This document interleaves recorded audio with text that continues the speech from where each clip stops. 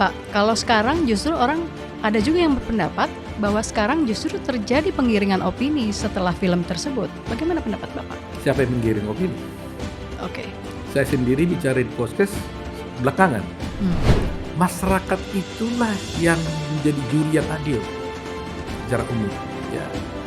Tapi jangan dipengaruhi masyarakatnya. Nah, saya tidak pernah mempengaruhi masyarakat. Tapi kebetulan mereka menonton Netflix itu. Ini apa? Ini ion natrium. Jadi natriumnya aja bukan sianida. Iya, mereka mengatakan twistnya menjadi ion natrium sianida. Di sini persoalannya. Ini yang salah. Dokter Slamet yang melakukan menyatakan tidak otopsi. Ya, dokter Slamet bagaimana jaksa bilang menyangkal itu? Ya, dokter Slamet menyatakan itu adalah sampel, tidak otopsi. Ya. Saya tanya, apakah salah otopsi? Tidak. Oke. Jadi ini very clear. Pro dan kontra pasca film Ice Cold masih terus berlanjut. Setelah sebelumnya kami mengundang saksi ahli yang juga Wakil Menteri Hukum dan HAM, Profesor Edward Omar Syarif Yaris atau Prof. Edi, untuk mengkonfirmasi beberapa hal. Kali ini saya, Yasmin Muntas, mengundang Otto Hasibuan, kuasa hukum Jessica Wongso dalam Open Minded.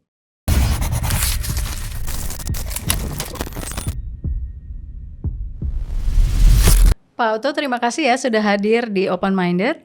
Pak, sebelum kita bahas ke soal yang masalah hukum lah ya, saya mau tanya sedikit soal film tersebut. Sekarang ini banyak orang berpendapat film itu menguntungkan Jessica. Anda sependapat? Saya kira film itu tidak menguntungkan Jessica, ya. Tetapi memang karena film itu bercerita kebenaran, maka orang menganggap itu menguntungkan Jessica, gitu ya. Jadi memang setiap kebenaran terungkap dan ditangkap oleh semua masyarakat dengan transparan, masyarakat akhirnya melihat bahwa ada ketidakadilan yang terjadi di dalam proses hukum dia, gitu.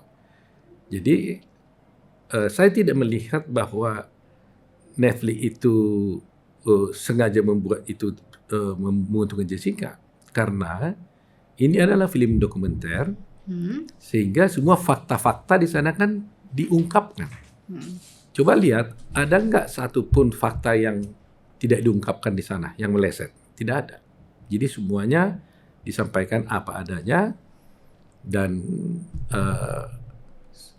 tidak ada komentar apapun dari Netflix sendiri tentang kasus itu. Kalau apakah menurut Anda tahun 2016 masyarakat tidak melihat hal tersebut? Pertama kasus itu di 2016 begini ya. Waktu itu kasus itu kan kebetulan waktu di polisi bukan saya yang menangani, itu ada rekan saya Bostam dan almarhum Judi, ya kan. Waktu di polisi ini kelihatannya mulai terjadi penggiringan mungkin, karena informasinya kan sepihak kan. Informasi yang didapat oleh para pers kan pasti dari pihak kepolisian karena masalahnya masih di polisi. Jadi terciptalah opini masyarakat bahwa seakan-akan memang sudah confirm Jessica ini bersalah. Ketika itu masuk ke pengadilan, kita mulai gegeran lagi karena beberapa fakta-fakta kita bisa ungkap di persidangan.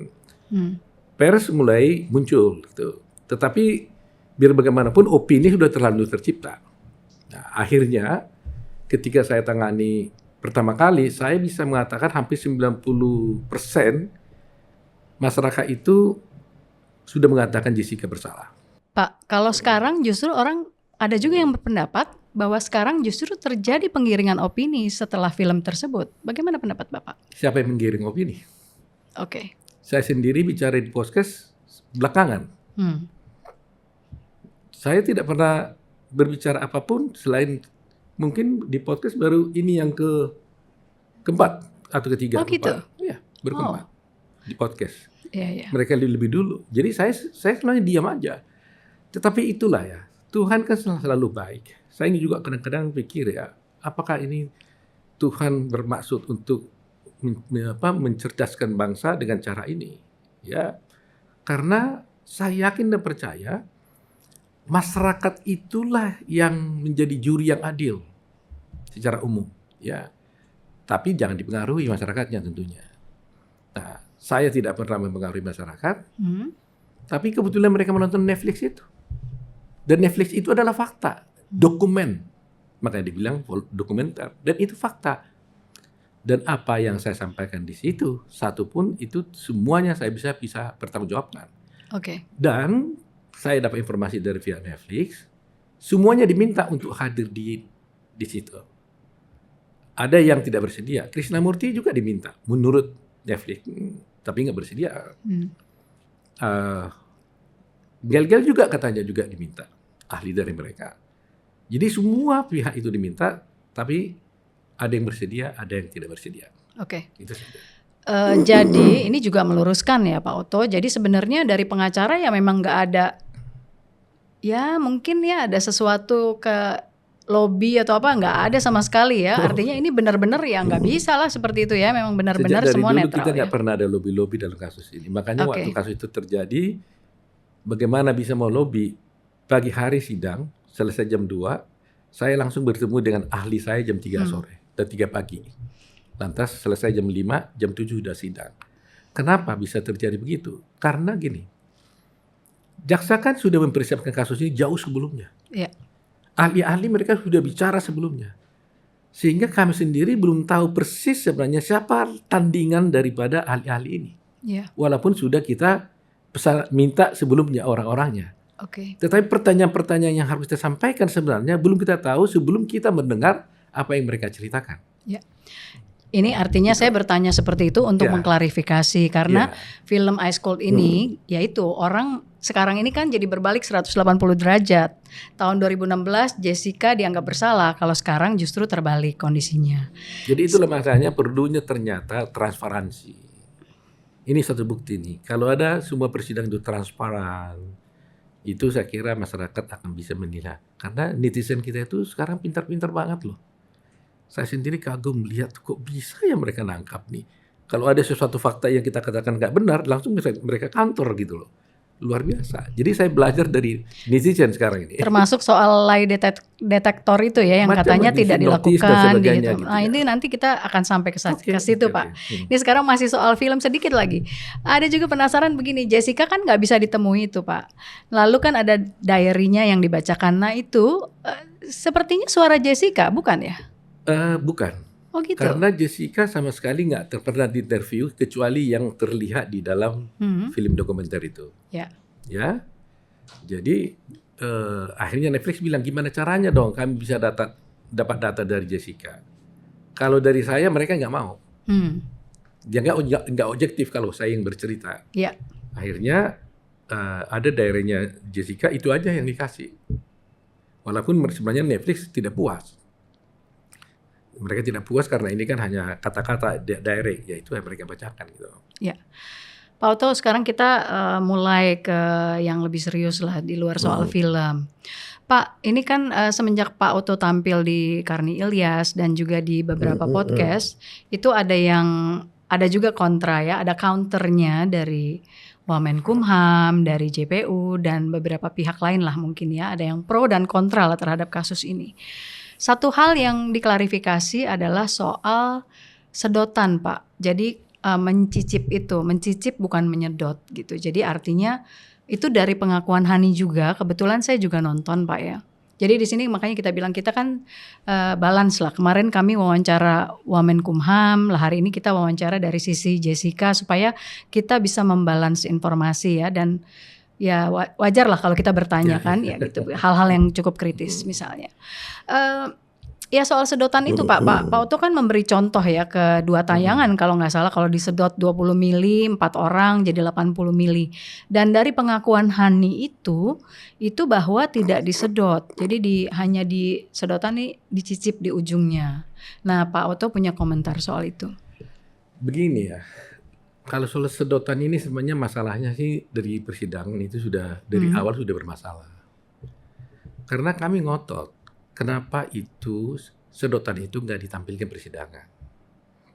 Katanya hilang, diluang di tong sampah. Apakah polisi kita tidak bisa mencari itu? Polisi kita kan pintar kan? Karena bagaimanapun sebenarnya juga termasuk sidik jari. Gak pernah ada berita acara tentang sidik jari yang di gelas, terus di sedotan, nggak ada. Pak, Jadi itu udah masalah. Tapi kembali kepada Mm-mm. pertanyaannya tadi. Saya mengatakan ukuran sekali sedot itu ada 20 ml. Sebenarnya ini juga saya sudah keberatan banget ketika di persidangan. Itu adalah ukuran atau percobaan yang dilakukan oleh ahli mereka. Saya lupa apa Nur Sarman, Kombes Nur Sarman atau Gelgel. Lupa saya. Mereka mengatakan kalau kita sedot ini itu 20 mili.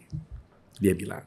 Oke. Saya juga mikir gimana caranya bisa memastikan itu 20 mili. Iya. Saya kalau sedot ya bisa aja bisa 40 atau 10. Ini sebenarnya waktu itu kita udah geli banget sebenarnya waktu itu. Tapi ya itulah saya ikutilah sekarang yang menurut cara mereka. Tapi intinya begini, sebenarnya bukan di sedotannya, tapi masalah soal bahwa ini disedot atau dicicip di ujung. Karena saya juga mendengar kesaksiannya Hani yang mengatakan itu di ujung. Oke, katakanlah dicicipi. Iya. Berarti kan ada yang kurang kan? Oke. Iya kan? Berapa kurangnya jadinya? Kita Cicipnya diskon kan cuma berapa? cicipnya cuma di ujung. Ya oke. Berapa jumlahnya? 4 orang. Kalau dilihat kita gambar, dicicip, dibuang. Dilepeh katanya. Kan gitu kata-kata si Hani. Saya cicipin, saya lepeh. Kalau dilepeh berarti yang terbuang kan? Iya. Nah 4 orang melakukan seperti itu lebih kurang. Tadi saya katakan kalau menurut teori mereka sekali sedot 20 mili, kali 4 berarti kan 80. Sekarang kalau mereka cicipin, mau kasih angka berapa diskonnya? Mungkin nggak berkurang sih ya? Pak, mungkin nggak berkurang Pak, tetap 350 kan ada yang mili. dilepeh. Oh gitu, bukannya cuma gini doang. Baca kembali katanya. Oke. Lihat videonya. Hani, Devi, semuanya dia dibuang. Oh, oke. Jadi ada yang dilepeh. Ya. Jadi kalau kemarin kan juga ada beberapa podcast yang menjelaskan itu soal dicicip. Jadi berarti menurut Pak Otto, kalaupun dicicip tetap akan ada yang berkurang lah, ibaratnya tetap ada. Kalau dicicip nggak dibuang berarti masuk ke perut dong. Ya, nempel itu aja pun sebetulnya ada yang berarti dilepeh. tertelan dong. Kalau tertelan kenapa dia nggak mati? Ya, oke. Pak Otto, masih soal sedotan. Jessica itu pernah mengakui nggak ke Pak Otto bahwa dia membuka sedotannya untuk Mirna dan menaruhnya di kopinya Mirna? Karena itu yang dilihat oleh saksi Marlon. Tidak ada cerita tentang itu. Tidak ada cerita tentang itu. Jadi nggak ada ya. Lalu saya ini memang mau mengklarifikasi beberapa hal. Dan kita ke soal ini Pak. Kandungan NaCN yang katanya bukan 0,2, ada 0,2 plus 950 mg. Jadi artinya jangan cuma dilihat 0,2-nya saja. Bapak punya tanggapan soal itu? Aduh, terima kasih nih kalau Yasmin bisa menanyakan ini pada saya karena saya juga melihat di podcast itu sebenarnya. Ya, supaya jangan ada dusta, saya kasih data aja kali ya. Oke, nanti bisa disorot ya oleh teman-teman ya. Jadi ini kan yang diperiksa ini ada mana kacamata saya dulu? Oke, nggak apa-apa. Boleh. Kacamata ada? Itu dipakai. ada 7. BB1 itu yang diperiksa itu adalah bahan-bahan kopi yang di gelas. Ya, pertama ini ada daftarnya di sini. Kita lihat. Yang diperiksa ya, saya baca ya. Barang bukti yang disita di TKP berupa ini menurut Mabes Polri ya. 1 gelas sisa minuman ais Vietnam Coffee berisi 150 ml. Itu BB1. Kedua, 1 botol sisa minuman ais Vietnam Coffee berisi 200 ml. Disebut BB2. 3, 1 botol minuman pembanding berisi 350 ml yang dibawa oleh pihak kafe selanjutnya disebut BB3. Ya. BB3. Satu lagi, 1 buah pipet berisi sisa cairan 0,1 ml selanjutnya disebut BB4. Ya. Jadi BB4 ini adalah cairan lambung yang diambil dari lambungnya Mirna 70 menit setelah dia meninggal. Itu BB4. BB6 yaitu 1 toples. Nah, ini yang Yasmin tanya tadi. toples berisi lambung selanjutnya disebut BB5 itu ya. 1 buah toples berisi empedu dan hati selanjutnya disebut BB6. 2 spuit berisi urin selanjutnya disebut BB7. Nah, ini yang diperiksa. Oke. Setelah diperiksa keluar hasil, ini namanya hasil pemeriksaan barang bukti. Oke.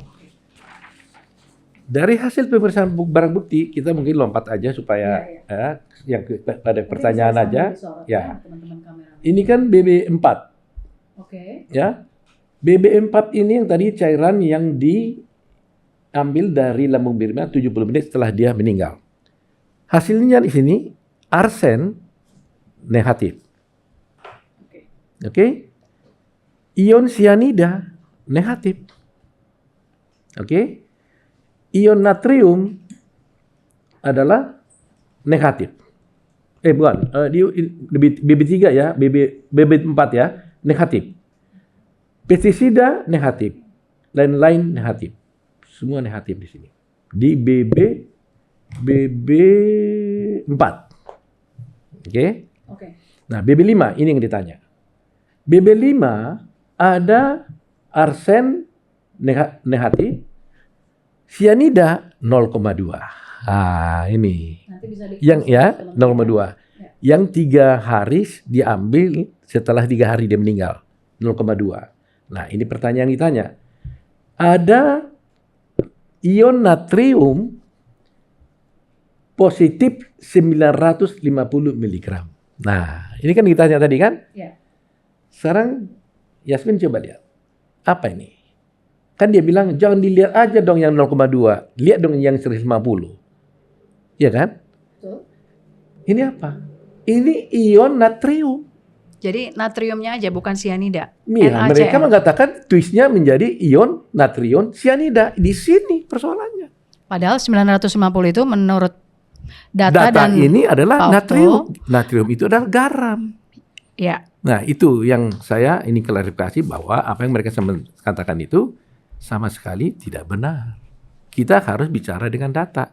Ini. Dan ini bukan hasil saya, ini hasil dari Laprim Polri. Oke. Pak, tadi Bapak kan juga nyebut ada data 70 menit setelah meninggal ya. Itu yang ngambil siapa, Pak? Itu diambil oleh dokter dari Abdi Waluyo. Rumah sakit Abdi Waluyo. Nah, Itu yang tadi, oke. Diberikan kepada ayahnya. Ada berita acara penyertaan? Ya, nggak apa-apa. Nanti kita bisa ada sorot ya, kita insert aja. Ya. Kita insert ada saja. berita acara penyitaannya. Diambilnya kalau nggak salah 0,10 ml. Dia kasih 2 tabung, dikasih kepada ayahnya. Ayahnya itu langsung menyerahkan kepada Laprim Polri. Oleh Laprim Polri diserahkan pada polisi disita, diperiksa.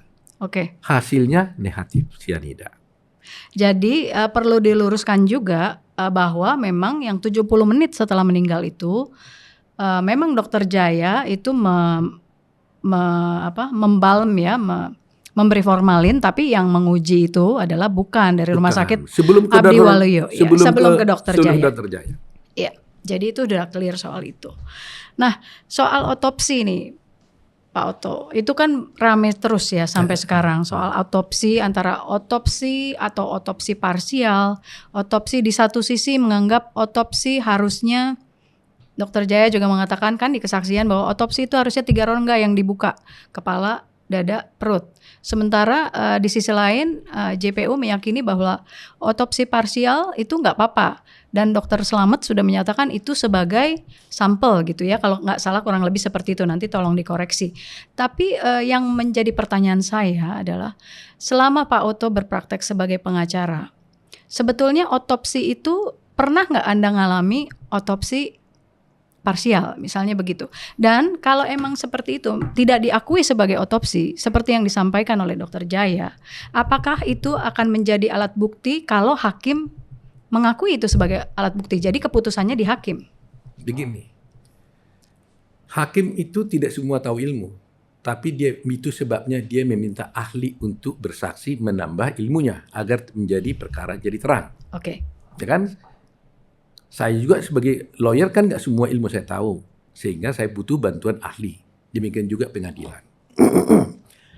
Sepanjang yang saya tahu, dan saya baca dalam literatur sebagai saya jadi lawyer. Dan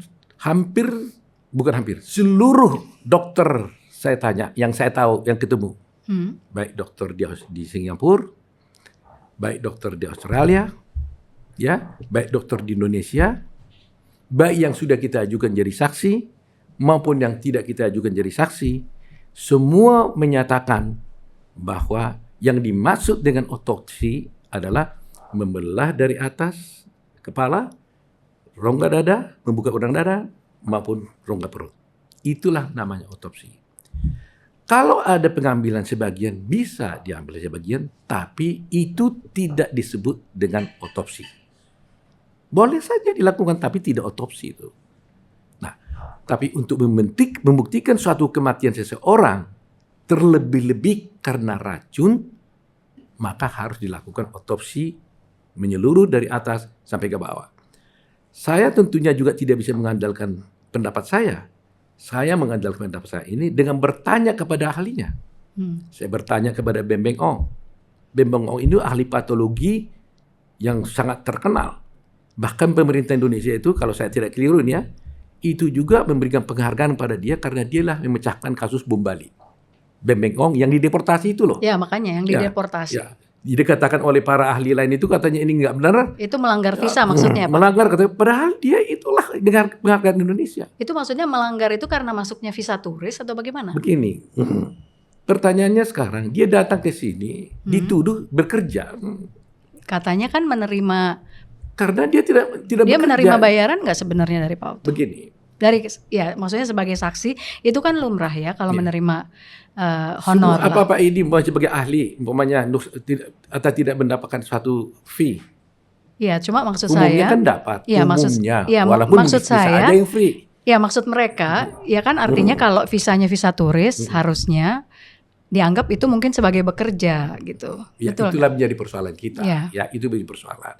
Ya, jadi intinya dia datang bersaksi di pengadilan dengan tujuan penegakan hukum, ya, maka dia bersaksi dan dia dideportasi.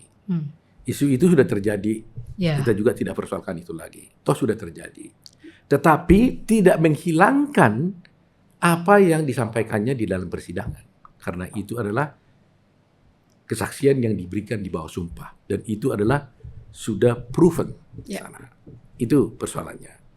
Jadi kalau tadi ditanya, menurut saya berpegang teguh kepada ilmu pengetahuan yang saya peroleh dan berpegang teguh kepada pendapat yang punya otoritas, yaitu para dokter-dokter, khususnya dokter patologi, yang menyatakan bahwa yang dimaksud dengan otopsi itu adalah dibelah dari kepala, dada, dan perutnya. Gitu.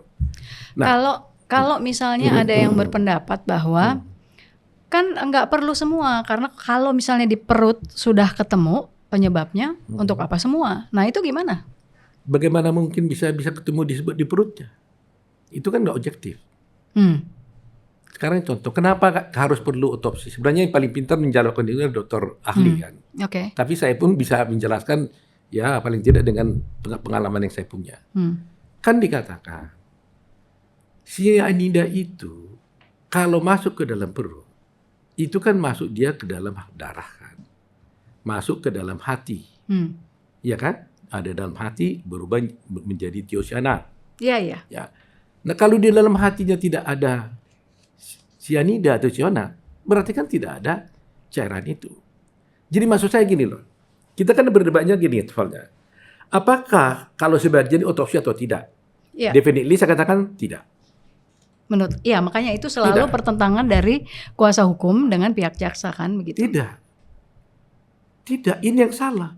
Dokter Slamet yang melakukan menyatakan tidak otopsi. Ya, Dokter Slamet bagaimana jaksa bilang menyangkal itu? Ya, Dokter Slamet menyatakan itu adalah sampel, tidak otopsi. Saya tanya, apakah salah otopsi? Tidak. Jadi ini very clear. Nggak boleh bilang jaksa, oh sudah sebagian, nggak bisa dong. Orang saksinya dia sendiri juga mengatakan bahwa itu adalah tidak otopsi. Nah, jadi kalau saksinya dia sudah mengatakan itu tidak otopsi, saksi yang kami ajukan juga tidak otopsi, Maka yang diambil apa? Hanya pengambilan sampel sesuai dengan visum et repertum. Oke. Berarti ya memang kalau nggak ada otopsi, harusnya setiap kejahatan yang mengakibatkan menghilangkan nyawa orang lain memang harus ada otopsi. Gitu. Lihat Joshua kasus Sambo. Iya. Iya. Iya. Sudah terang-terang dia ditembak mati, digali dari kuburnya. Untuk apa? Diotopsi ulang. Untuk apa? Untuk mencari apakah ada faktor-faktor lain lagi yang salah di sana. Oke. Tapi misalnya Anda kan selama ini berpegang pada kesaksian Dr. Jaya ya. Maksudnya artinya bahwa ya Dr. Jaya menyimpulkan bahwa itu bukan kena sianida walaupun itu dilihat dari luar ya. Tidak, Dr. Jaya kan tidak melakukan otopsi Saya ya. tidak hanya berpegang pada Dr. Jaya. Kepada semua ahli patologi yang dihadirkan di persidangan, semua menyatakan itu adalah tidak otopsi. Oke. Termasuk ahli yang dari pihak jaksa. Karena menyebutnya sampel ya, itu perlu ditegaskan di sini. Nah, kalau misalnya Dr. Jaya itu kan mengatakan bahwa tidak merah gitu ya, karena tidak merah maka bukan sianida penyebab kematiannya. Tapi ada satu saksi yang menyatakan bahwa tapi tidak dijadikan saksi ternyata ya dari rumah sakit Abdi Waluyo kalau saya tidak salah, yaitu namanya Amelia. Saya nggak tahu ini siapa sebetulnya. Tapi dia yang mengaku melihat itu jenazahnya merah dan tapi tidak dijadikan saksi, hanya di BAP. Menurut Anda? Iya, semakin mereka bicara banyak semakin terbongkar semua ini. Oke. Amelia ini bukan dokter. Dia itu adalah orang yang memandikan jenazah. Anda yakin itu? Ada berita acaranya. Oke. Ada berita acaranya, bawa sini biar kita bacakan. Ya udah nggak apa-apa. Ya, Nanti apa. bisa Nanti di-insert aja. ya? Kita di-insert saja. Ya. Dia itu memandikan mayat. Ya kan?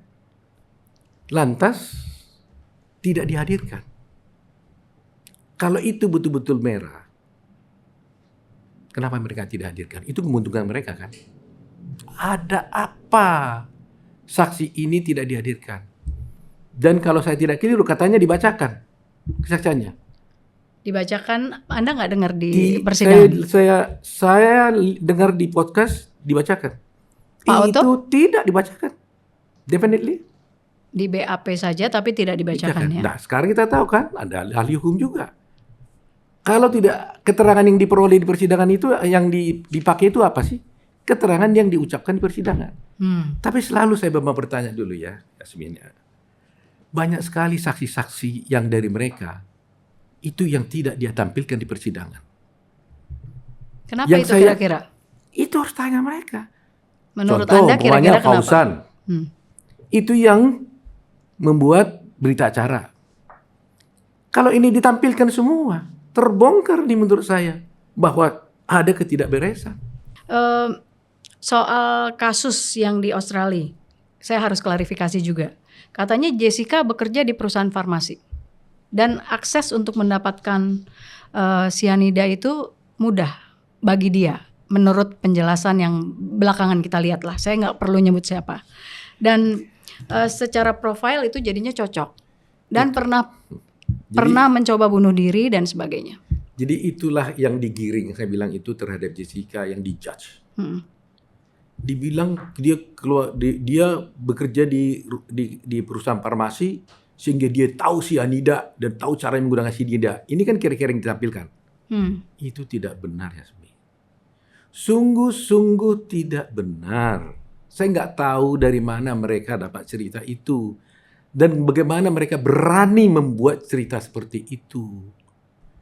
Jessica itu bekerja di perusahaan ambulans, bagian desainer grafis.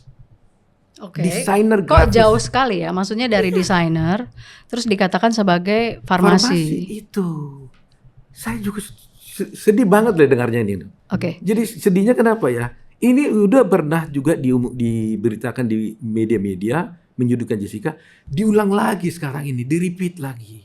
Oke. Sedih. Dan ini yang ketidakbenaran, kalau saya bilang bohong kan terlalu kasar. Tapi ketidakbenaran ini kenapa di-repeat?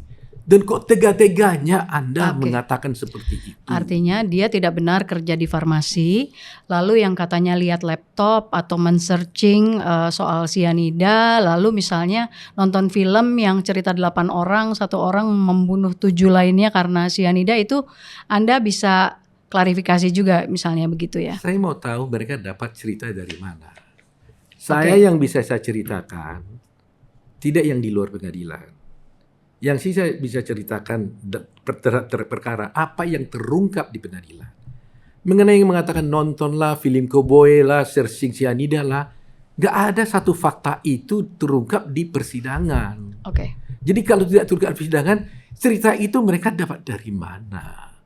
Kalau di luar sana dia ngomongkan Itu jadi ini semua tidak tidak diungkapkan ada di bukti. pengadilan? Saya semua asal Anda tanya saya bisa buktikan satu persatu. Saya bisa buktikan.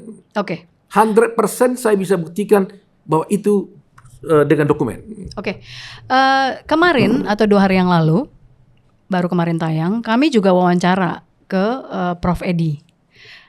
Makanya sebagian yang saya tanya sebenarnya ada yang merupakan pernyataan dari beliau ya. Pak Oto nonton nggak tayangannya? Saya tadi mau jalan sini, mau nonton tapi hanya nggak sempat sedikit sekali. Oke. Tapi jadi belum habis. Dari yang Anda tonton itu, ada yang mau Anda klarifikasi nggak? Terutama misalnya soal otopsi. Tadi kita udah bahas otopsi, agak lompat sedikit. Kita coba balik sedikit lah. Yang soal Otopsi, di rongga perut itu Kalau di sebetulnya. otopsi ada sempat saya dengar begini. Saya terus hari ini Hasimin, justru kepada masyarakat Indonesia saya harus katakan hari ini saya senang sekali dan bahagia sekali setelah mendengar keterangan daripada Prof. Edi. Di diskursus. Di open minded.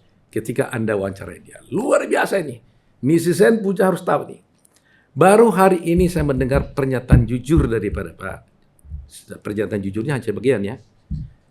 Dia mengatakan, coba diputar dulu ya. Biar supaya saya jangan salah nanti jadi fitnah pula lagi. Coba. Terlalu gegabah. Bahkan bahasa kasarnya ini terlalu bodoh. Kalau dalam satu kasus pembunuhan, polisi dan jaksa tidak melakukan otopsi. No otopsi, no crime. Tidak ada otopsi, tidak ada kejahatan. Jadi mereka melakukan itu. Yang melakukan itu dipimpin oleh dokter Musyafa. Kalau dokter Slamet itu sebagai apa? Termasuk Slamet Purnomo. Jadi ada 3 dokter yang melakukan otopsi, kemudian pimpinannya adalah Dr. Musyafa. Ya, Okay. tanggapan Anda? Thank you so much for this. Karena apa? Karena sudah dikonfirm no otopsi, no crime. Berarti kalau sudah tidak ada otopsi, tidak ada crime, berarti perkara ini harus berhenti. Tinggal Prof. Edi mengatakan ini otopsi. Nah, Karena itu. kan itu persoalannya. Karena dilakukan oleh Dr. Musyafa. Ya kan? Saya mau buktikan di dalam persidangan tidak pernah ada muncul nama ini. Dokter Musyafa. Musyafa. Yang muncul Karena dokter Slamet dan melakukan revisum referendum di sini, Anda boleh baca. Mana? Tanda tangannya mana? Oh, ini. Dokter pemeriksa sampel tadi itu. ya. Saya nggak bilang otopsi ya. Jadi Siapa aja pertama itu? kita bilang dulu. Pertama dibilang no otopsi, no crime. Oke? Seandainya pun dikatakan umpamanya dia maksudkan ini diambil sampel doang, maka yang memeriksa itu bukan dokter Musafat. Yang memeriksa adalah Dr. Arif Wahyono dan Dr. Slamet Purnomo. Itu dua-duanya hadir di persidangan. Satu yang hadir, Dokter Dr. Slamet. Slamet. Ini yang melakukan. Nah, tiba-tiba ada muncul orang lain, siapa ini? Kalau ada, kenapa tidak masuk dalam berita acara? Saya bertanya. Kalau ternyata Dr. Musafat yang melakukan otopsi, tapi yang taken di sini Slamet, berarti fraud dong. Ini fraud dong. Kalau Ada misalnya yang dikatakan bahwa ini timnya, Bagaimana? timnya Dokter Musafat. Misalnya ini Harus ada namanya di situ. Harus ada namanya di situ. Jadi nggak boleh nyatut gitu loh. Yang otopsi si A, saya bikin nama saya, yang otopsi si B. Nggak boleh nyatut. Nah, yang di sini jelas pemeriksa Dr. Selamat dan Dr. Arif. Kalau benarlah yang dikatakan mereka itu bahwa ada dokter lain yaitu Musafat yang memeriksa, berarti dokumen ini palsu. Oke. Iya dong? Nah, oleh karena itu, berarti saya bisa sudah patahkan Dr. Musafat tidak melakukan otopsi. Tidak melakukan sampel. Karena dia tidak melakukan otopsi dan tidak melakukan sampel, maka confirmlah no otopsi, no crime. Kalau sudah no otopsi, no crime, berarti perkara sudah sebenarnya kita akhiri. Netizen juga sudah harus puas, sudah jelas, sudah jelas. No autopsy, no crime. Praise the Lord. Dia sudah mengakui ini. No autopsy, no crime. Semua ahli mengatakan no autopsy. Dan dia mengatakan, malah mengalihkan bahwa ada Musafat lagi. Nggak ada ini. Tapi Prof. Edi itu adalah saksi ahli ya, dia bukan menentukan. Maksudnya begitu kan? Iya, tapi dia menyatakan, mengkonfirm katanya ada ahli, ada dokter Musafat yang mengotopsi. Kalau benar itu, kenapa tidak disebutkan di sini? Oke. Ya kan, kalau tidak benar itu kenapa disebutkan di sini? Berarti dokumen ini disurugai dong, ada dugaan pemalsuan dong, dokumen ini. Berarti yang melakukan Dr. Musafat, yang di sini disebut yang melakukan adalah Selamat. Jadi siapa yang kita percaya? Presiden, khususnya Mahkamah Agung, harus meninjau ulang kasus ini. Oke. Wajar. Tapi Anda keyakinannya bahwa Jessica itu tidak bersalah 99,99%. Kenapa nggak 100%? Tuhan yang punya kuasa. Saya boleh meyakini, tapi ada kekuasaan yang lebih luar biasa. Bahwa Tuhan lebih tahu. Siapa tahu keyakinan saya itu salah. Saya hanya mengatakan dengan namanya keyakinan. Kan belum tentu benar. Saya akui juga dong. Jadi namanya keyakinan itu belum tentu benar. Makanya harus pembuktian. Itulah sebabnya hakim disebutkan di dalam pembelaan kami dari awal bahwa hakim itu tidak boleh mengambil keputusan berdasarkan keyakinan dari di luar alat bukti. Ya. Tidak boleh mengambil kesimpulan dan tidak boleh yakin dari awang-awang, dari mimpi, tapi harus dari minimal 2 alat bukti. Itu pasal 183 dan 184. Pak Oto, Anda itu waktu Prof. Edi jadi saksi, Anda menyatakan keberatan ya? Sempat keberatan atau bagaimana itu? Saya nggak enak penasaran juga. Ini harus berhadapan seharusnya dengan jaksa saya ini cocoknya ini harus berbicara. Iya. Ini Prof. Edi sahabat saya sebenarnya. Jadi gimana ngomongin? Tapi ya udah karena you tanya ya apa boleh buat lah ya. Begini persoalan waktu itu. Prof. Edi pada waktu itu dia juga jadi saksi. Kemudian saya baca di dalam keterangan dia sudah langsung mengatakan di kesaksian dia bahwa dia berkeyakinan, saya lupa persisnya ya, saya salah, Jessica pelaku atau Jessica bersalah, kira-kira gitulah. Ya, nanti boleh dicek ya. Oke. Jadi berdasarkan keyakinan dia gitu loh. Dia mengatakan berdasarkan keyakinan dia mengatakan bahwa Jessica sudah bersalah. Ini sebelum dia bersaksi loh. Di berita acara ada. Jadi saya bilang sama Pak Hakim, apakah bisa kita hadirkan ahli yang seperti ini? Seseorang kan memberikan diminta menjadi ahli di pengadilan kan bukan berdasarkan keyakinan, tapi berdasarkan keilmuannya kan. Oke. Berdasarkan pendapatnya, bukan keyakinan. Nah, kalau dari awal dia sudah memvonis Jessica adalah pelaku atau yang membunuh dan sebagainya, kira-kira begitu. Untuk apa lagi persidangan ini dimulai, dilanjutkan di dalam selalu juga di dalam podcastnya mereka selalu mengatakan melakukan Jessica, pembunuhnya Jessica. Dari mana bisa seorang ahli bisa menyebutkan itu? Kita kan nggak memeriksa kasus. Ya kan? Jaksa aja baru menuntut orang itu menuduh dia pelaku. Bukan menvonis.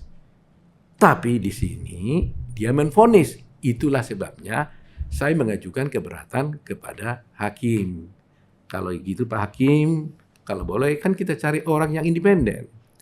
Ya, sebenarnya termasuk umpamanya Nur Sarman.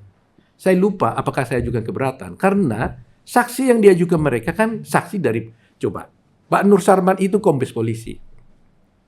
Ya kan? Lawan perkara kita dalam arti tanda petik bukan lawan berseberangan ya, dalam rangka membuktikan ini kan pihak kepolisian juga. Jadi saksi yang menyidik adalah polisi, yang menjadi ahlinya adalah polisi. Mana mungkin saya bisa menganggap itu netral dari pikiran saya. Ya kan? Makanya dalam dunia akademik, di kuliah-kuliah saya katakan sebenarnya harus ada reformasi hukum soal ini. Kalau boleh besok-besok. Kalau ada melakukan visum et repertum, kalau boleh jangan dari pihak penyidik supaya netral. Ya. Kalau yang memeriksanya itu dari penyidik, pasti orang menuduh nggak puas kan, kurang netral gitu loh. Tapi ini yang mati disidik oleh polisi, yang menjadi ahlinya adalah polisi juga. Oke. Itu persoalannya. Jadi itu keberatan-keberatan yang kita ajukan di persidangan. Ya, sekarang nih waktunya sudah mau selesai. Saya rasa mayoritas pertanyaan saya sudah saya konfirmasi kepada Anda. Ini sama sekali kita bukan mau mendengar dari satu sisi ya, karena kemarin kita sudah wawancara dari sisi yang lain. Sekarang saya mengkonfirmasi juga pernyataan dari Anda. Pernyataan terakhir atau pertanyaan terakhir adalah soal PK. Jadi kemarin kan sebelumnya Anda sudah 2 kali melakukan PK untuk Jessica dan itu ditolak ya. Artinya hukuman dikuatkan di tingkat PK. Waktu itu novum yang Anda pakai itu apa? Dan nanti untuk ketiga, apa yang Anda pakai untuk novum? Tentunya itu rahasia. Bukti baru. Itu rahasia kita tentunya ya. Sebab kalau saya buka sekarang nanti direkayasa lagi, nanti yang lain-lain, nanti ada orang yang berbuat jahat. Ya kan? Tapi percayalah. Kenapa Anda merasa ada yang orang yang akan berbuat jahat? Ya, namanya lawyer selalu kan harus begitu. Harus defend-nya kan nggak boleh terlalu polos-polos. Oke. Harus juga anggap ada orang baik, ada orang jahat. Kan selalu begitu. Itu pattern seorang lawyer itu. Polisi juga begitu. Jaksa juga begitu. Semua orang begitu kalau dalam dunia hukum. Jadi selalu menganggap, ya jangan lindungi dong dokumen kita. Oke. Itu biasa itu. Kalau yang kemarin, apa yang Anda ajukan sebagai bukti? Waktu PK pertama dan kedua? Kebetulan di PK yang pertama itu bukan saya yang mengajukan, terus terang aja. Bukan saya. Ada sesuatu hal yang membuat itu bukan saya. Oke, dan itu tidak bisa dijelaskan. Tidak jelaskan. Mudah-mudahan kita mendapatkan banyak hal baru dari apa yang Anda sampaikan. Mungkin ada beberapa yang merefresh ke yang lama, yang sudah Anda sampaikan di beberapa tempat. Terima kasih Pak Otto atas kehadirannya di Open Minded. Ya mudah-mudahan netizen yang menyaksikan perbincangan kita pada hari ini akan mendapatkan banyak hal baru dan juga klarifikasi beberapa hal dari Pak Otto. Terima kasih. Ya, terima kasih Pak Otto.